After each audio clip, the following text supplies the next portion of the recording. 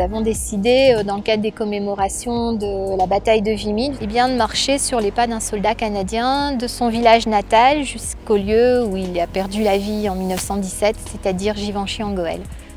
Alors, il s'appelle John Arsenault et plus précisément Jean Arsenault. Donc il s'est un peu entraîné au Canada, ensuite il a pris le bateau à Halifax direction l'Angleterre et ensuite il a pris le bateau à Folkestone jusqu'à Boulogne et s'est retrouvé confronté justement à cette prise de la crête de Vimy.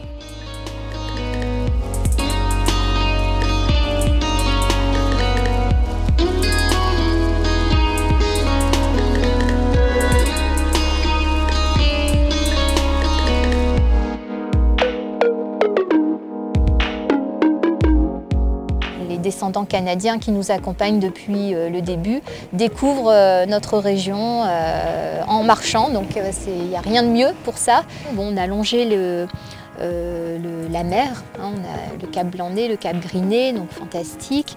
Et là, nous arrivons dans ce bassin minier avec aujourd'hui un parcours très vert et ils ont vraiment fortement apprécié.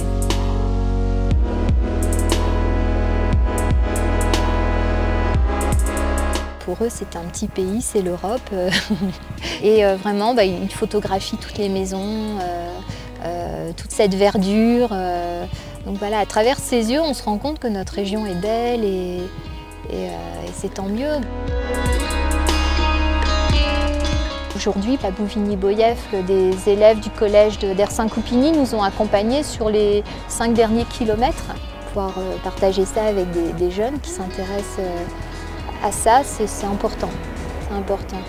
Je ne sais pas si c'est peut-être le fait d'arriver dans les mines, de se dire voilà, on sera bientôt à la fin du périple, mais en tout cas, nous sommes plusieurs à avoir pleuré.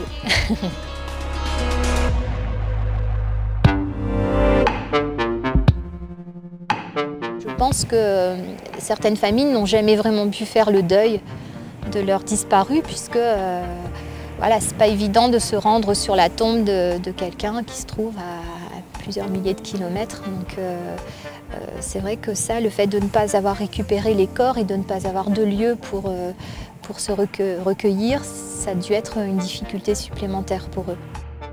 Tous ces membres de la famille seront les premiers à venir sur sa tombe depuis 100 ans.